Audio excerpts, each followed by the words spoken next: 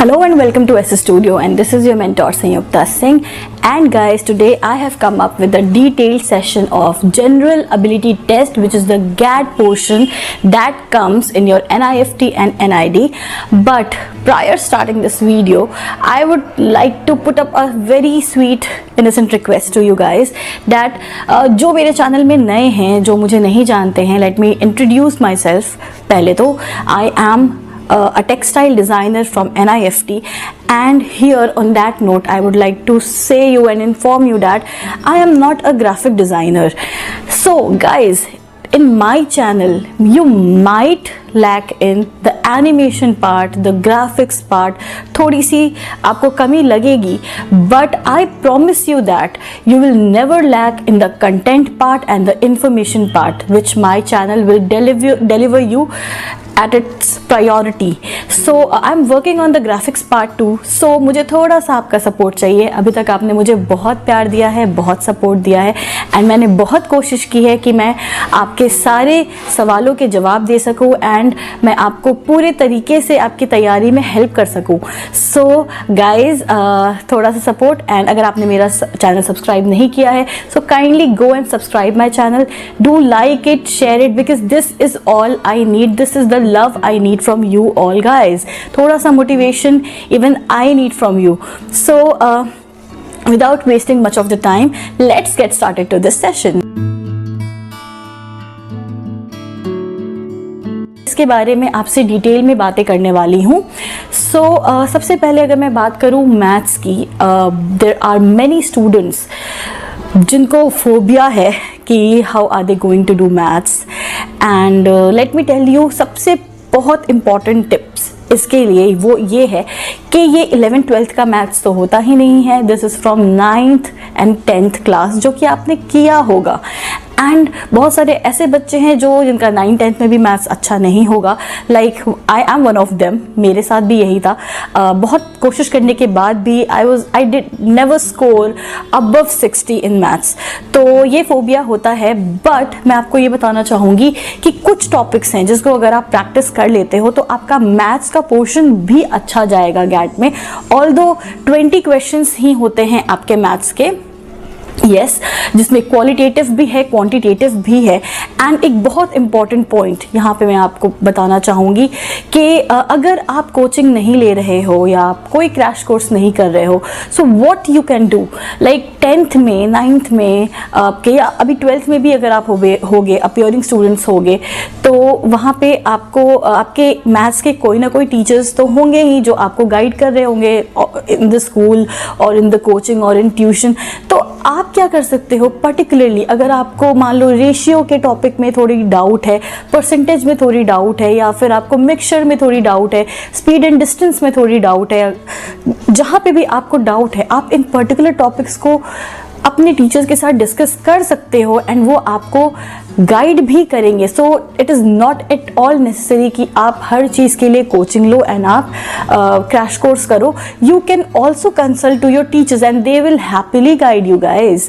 So this is all about maths. And maths के लिए मैं आपको ये भी बोलूँगी कि अगर आपको और भी फोबिया है कि आप अटेंड ही नहीं कर पाओगे या जो भी करोगे आपके वो आंसर्स भी गलत हो जाएंगे, देन मैं आपको एक बात बताती हूँ, it will not create any hindrance to all your marks. ठीक है, थोड़ा सा तो 1 to 5 मार्क्स आपके कटेंगे, बट अगर आपने इंग्लिश अच्छे से किया है, आपने जीके अच्छे से किया है, रीजनिंग अच्छे से किया है, तो ये मैटर भी नहीं करेगा और आपका रैंक भी अच्छा आएगा, उससे उसको कोई हिंड्रेंस नहीं होगी. So instead of getting any negative marks in the GAT portion, आप उसके अलावा जो टॉपिक्स हैं उस पर कॉन्सेंट्रेट कर सकते हो. स्टिल मैं आपको बताना चाहूँगी what do you get in qualitative and quantitative, which is number system आता है, सीरीज आती है, सिंप्लीफिकेशन आती है, एवरेज आती है, प्रॉफिट एंड लॉस आती है, mixtures, allegations, time and work. अब इट माइट हैपन कि आपने मिक्सचर्स अच्छे से नहीं किया, एलिगेशंस में आप वीक रह गए. सो कोई इसमें दिक्कत वाली बात नहीं है. आप सिंप्लीफिकेशन को अच्छे से प्रिपेयर करो. परसेंटेज, अगर आपका कमांड है परसेंटेज चैप्टर पे, तो परसेंटेज को अच्छे से प्रिपेयर करो, टाइम एंड वर्क को अच्छे से प्रिपेयर करो. एंड अगर क्वांटिटेटिव की बात करें तो बिल्कुल simple, time, speed and distance से क्वेश्चंस होता है, सिंपल इंटरेस्ट, कंपाउंड इंटरेस्ट से क्वेश्चन होता है, प्रोबेबिलिटी से क्वेश्चन होता है, डेटा इंटरप्रिटेशन एंड सफिशिएंसी से क्वेश्चन होता है गाइज। तो अगर हो सकता है कि आपके 2-3 इसमें से टॉपिक्स आप अच्छे से ना कर पाओ, लेकिन जो 5 to 6 टॉपिक्स है जो कि आप अच्छे से कर सकते हो उसको अच्छे से करो, बिकॉज 20 मार्क्स का जो क्वेश्चन है ज़रूरी नहीं है कि पूरे 20 मार्क्स में आप एक भी स्कोर ना करो। हो सकता है कि आपने जो चैप्टर्स अच्छे से किए हैं उसमें से आप 12 मार्क्स, 13 मार्क्स या 10 मार्क्स स्कोर कर लो अच्छे तरीके से। सो आई होप कि आप मैथ्स के इन पोर्शंस पे वर्क करोगे। बहुत इंपॉर्टेंट है time, speed and distance, simple and compound interest, probability, data sufficiency, percentage पे कर लो, प्रॉफिट एंड लॉस पे कर लो, रेशियो पे कर लो, एलिगेशंस पे कर लो, नंबर सिस्टम या सीरीज पे कर लो। इन्हीं कुछ टॉपिक्स पे आप अच्छे से कर लो एंड इसमें से 20 मार्क्स में से 20 क्वेश्चंस में से आपके 10-12 तो आ ही जाएंगे इसमें से। सो आप इस तरीके से अपने मैथ्स की प्रैक्टिस कर सकते हो। हम रीजनिंग की बात करेंगे तो रीजनिंग बहुत ही सिंपल आती है, ऐसा कुछ भी नहीं है कि आपको टफ क्वेश्चंस मिलेंगे इसमें। I have always suggested you that Arihant का बुक खरीद लो। अगर आपने अभी भी नहीं लिया है तो there is a link in my description, go and buy from there. ये जो बुक है ये बहुत ही अच्छी है एंड इसके बहुत ही अच्छे रिव्यूज़ हैं। इनफैक्ट मैंने भी इसे प्रिपेयर किया था। And if you stick to the proper time table, अगर आप 1 घंटे सुबह या 1 घंटे शाम में आप प्रॉपरली रीजनिंग प्रैक्टिस करते हो, रीजनिंग में आपको मज़ा भी आएगा, then you are of sure going to crack this. ठीक है। एंड रीजनिंग में क्या इंपॉर्टेंट टॉपिक्स हैं? रीजनिंग में आपका है कोडिंग, आपका है alphabetical test, number, ranking, time sequence, आपके blood and relationship, eligibility test and figure analogy, paper folding. ये आपके कुछ टॉपिक्स हैं जो कि ना सिर्फ निफ्ट बट आपके NID के लिए भी इंपॉर्टेंट हैं।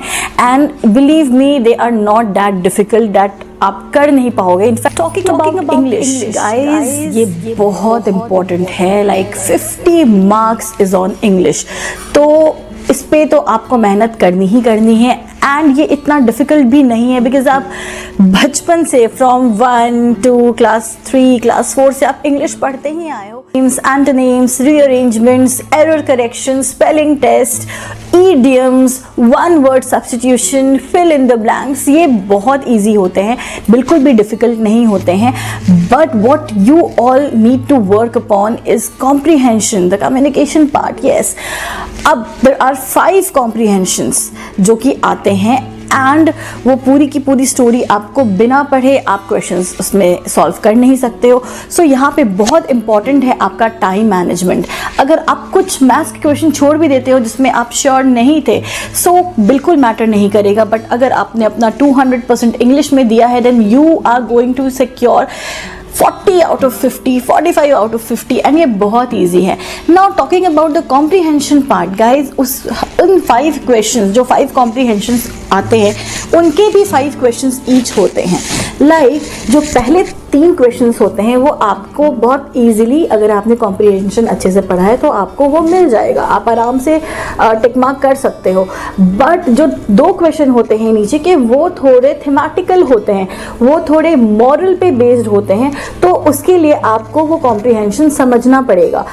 अगर आप नीचे के 1 या 2 क्वेश्चंस नहीं भी कर पाते हो टिक, पर अगर आपने 3 क्वेश्चंस या 4 क्वेश्चंस अटेम्प्ट कर लिया है ऑन एन एवरेज सारे कॉम्प्रीहेंशंस का, then also you are going to secure a very good marks. तो इस तरीके से आपको कॉम्प्रीहेंशन पार्ट को अटेम्प्ट करना है। And the trick which I have just said, आपको ये ध्यान में रखना है।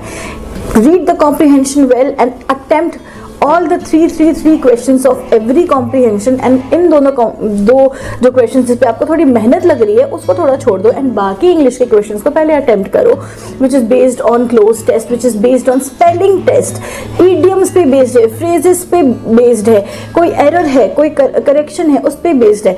अभी तक इंग्लिश में हमने ऐसे बहुत सारे सैम्पल पेपर सॉल्व किए हैं, लाइक बचपन से ही, 4 में हो आप, 5 में हो, 8th में हो, 10th में हो, इनफैक्ट इन 11th 12th में भी आपने किया है।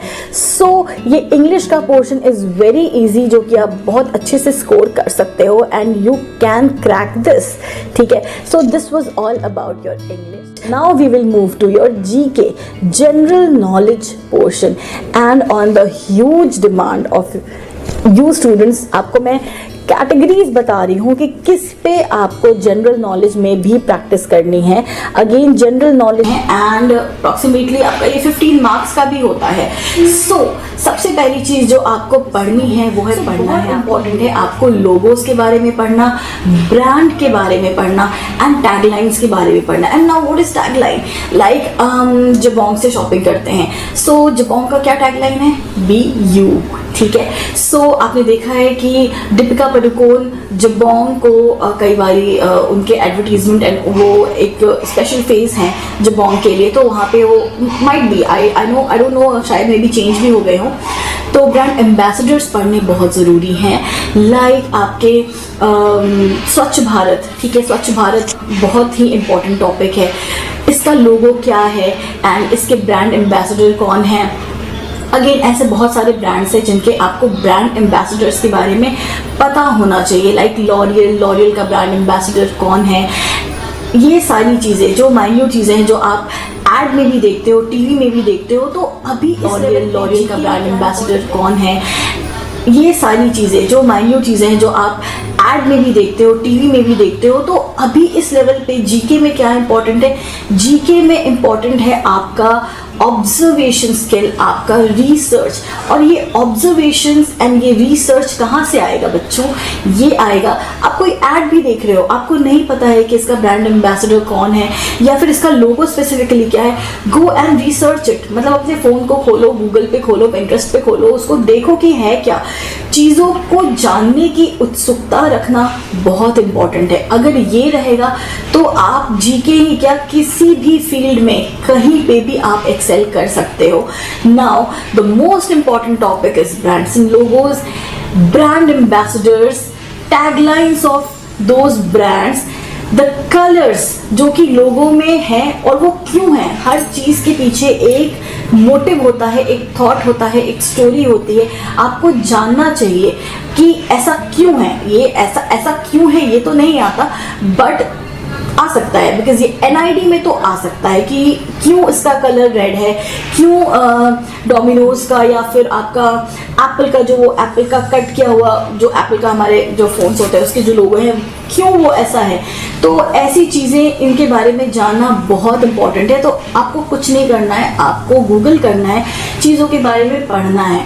Now I talk about the current affair part. Current affairs में आप अपना रूटीन बना लो कि every day you are going to read newspapers. Current affairs के लिए इससे बेस्ट कुछ भी नहीं है। You can also download some of the news channels and जो आपको अपडेट भी मिलते रहेगा क्या हुआ नहीं हुआ, एंड आप उसके बारे में भी पढ़ सकते हो। ओके, सो करंट अफेयर्स मैंने आपको बता दिया, इंपॉर्टेंट टॉपिक्स मैंने आपको बता दी। और भी क्या इंपॉर्टेंट है, अवार्ड्स के बारे में जानना। लाइक नेशनल फिल्म अवार्ड किसको मिला था इस ईयर, ऑस्कर अवार्ड इंडिया में कौन सी मूवीज़ हैं या जो नॉमिनेट हुए हैं। एंड बहुत सारे ऐसे अवार्ड्स होते हैं जो स्पोर्ट्स से रिलेटेड होते हैं, which is a kind of compulsion कि ऐसे आता है, ऐसे क्वेश्चंस आते ही हैं। सो उनके बारे में पढ़ो। Again you can read about Padmashri क्या है, पद्म भूषण क्या है, किसको मिला है, लिटरेचर में किसको मिला है, आर्ट एंड कल्चर में किसको मिला है। सो इनके बारे में आपको अपडेटेड रहना बहुत ज़रूरी है in this GK general knowledge का portion. Also you can study about monuments and statues, ठीक है। देखो ये थोड़ा बहुत हिस्ट्री से भी है कि अब जैसे ताजमहल है, किसने बनवाया था हम सबको पता है, कब बनवाया था इसके बारे में पता होना चाहिए। हमारा स्टैचू ऑफ यूनिटी है तो ये कौन से हमारे ये महापुरुष है जिन पे ये है। तो ये आपको इन सारे टॉपिक्स को जानना बहुत ज़रूरी है। एंड ये आपको कहीं नहीं बस रिसर्च करना है इंडियन मॉन्यूमेंट्स, और जो मॉन्यूमेंट्स आपके 2020 में बने, 19 में बना, ये आपके करंट अफेयर्स में भी है एंड ये आपके नॉलेज को भी इंक्रीज़ करेगा। अगर आपके ऐसे क्वेश्चंस आते हैं तो स्टैच्यूज के बारे में जानो, मॉन्यूमेंट्स के बारे में जानो। Again I would like to add one more topic to it कि ये एनआईडी में तो आता ही है कि अगर कोई पेंटिंग दी हुई है या कोई आर्टिस्ट दिया हुआ है एंड आपसे पूछा जाएगा, आपके 4 ऑप्शन है कि इनकी कौन सी पेंटिंग है, या फिर इस पेंटिंग का कौन सा आर्टिस्ट है. तो like there is given the scary night. Now the question will be, who is the artist of this painting? The painting is given the Scream. Who is the artist of this painting? The Birth of the Venus. तो इन paintings के कौन से artist हैं. And आपसे ये भी पूछा जा सकता है कि लाइक दिया हुआ है द एडम. नाउ आपसे पूछा जाएगा कि is it a novel, is it a book, is it a painting और इज इट अ स्टैच्यू. तो आपको पता होना चाहिए the novel, the Adam is a painting. And who has made this painting, who is the renowned artist who has made this painting. पता है आपको? नहीं पता होगा, so go and research. मैं आपको बता देती हूँ, Michael Angelo is the artist who had painted the Adam. ठीक है, तो ये इंपॉर्टेंट चीज़ें आपको पता होनी चाहिए in general knowledge, which is important for your NIFT and NID both. NID में तो आपको पिक्चर ही दिखाई हुई होती है and then the question is asked. ठीक है, so one more important topic जो कि आपको जनरल नॉलेज के अंडर प्रिपेयर करनी है is the important textiles of India, like Kantha work. Kantha work किसको कहते हैं? धागे के काम को कहते हैं. तो आपको पता होना चाहिए एंड कहाँ से है ये. उसी तरीके से व्हाट इज सुजानी वर्क एंड कहाँ से है. चिकनकारी कहाँ से है. What is Phulkari work, what is mirror work, ये कहाँ का है? पंजाब का है, राजस्थान का है. कच्छ की एम्ब्रॉयडरी है, कच्छ कहाँ पे है. सो ये चीज़ें आपको पता होनी चाहिए कि what are the important textiles of India. क्योंकि आप बहुत सारे बच्चे हो जो फैशन डिज़ाइनिंग एंड टेक्सटाइल्स में जाते हो, तो ये एक बहुत इम्पॉर्टेंट सेगमेंट है जो कि आपको जीके में पढ़ना होता है. सो आई होप कि मैंने आपके इन डाउट्स को क्लियर किया है, प्लस मैंने आपको जो टॉपिक्स बताए हैं, अगर आपने उसके ऊपर पूरी रिसर्च एंड पूरी नॉलेज ले ली, then guys it's 200%. So under this session मैंने आपको सब कुछ बताया जनरल एबिलिटी टेस्ट में, right from maths, reasoning, English communication and general knowledge की आपको बेसिकली किन किन टॉपिक्स पे पढ़ना है.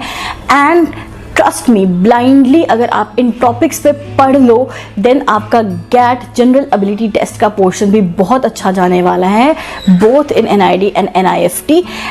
एंड गाइज ये 2 आवर्स का पेपर होता है, सो टाइम मैनेजमेंट बहुत इंपॉर्टेंट है. ऐसा मत करना कि मैथ्स करने लग गए एंड बाकी क्वेश्चंस छोड़ दिया. अगर मैथ्स नहीं आता है, डू नॉट टच इट, क्योंकि नेगेटिव मार्किंग भी है. आप इंग्लिश करो अच्छे से, आप रीजनिंग करो, आप अपना जीके कर लो अच्छे से, and believe me these 3 portions are enough to secure a good marks in NIFT GAT का पोर्शन. ठीक है, सो आई होप आपको ये पूरा सेशन समझ में आया होगा. स्टिल आपके कोई भी डाउट्स हैं, go and message me through the comment portion, and Insta पे भी मैसेज कर सकते हो, फेसबुक पे भी मैसेज कर सकते हो. I will try hard to respond and I will try also hard to improve my graphic portion also. ठीक है, so थोड़ा सा इससे कोप कर लो and do support me because I do need your support. And till then, take care, bye bye, and please subscribe my channel. अगर आपने इतना अच्छा important वीडियो देख लिया and subscribe नहीं किया है, so ये अच्छी बात नहीं है. Please subscribe it. Till then, take care, bye bye.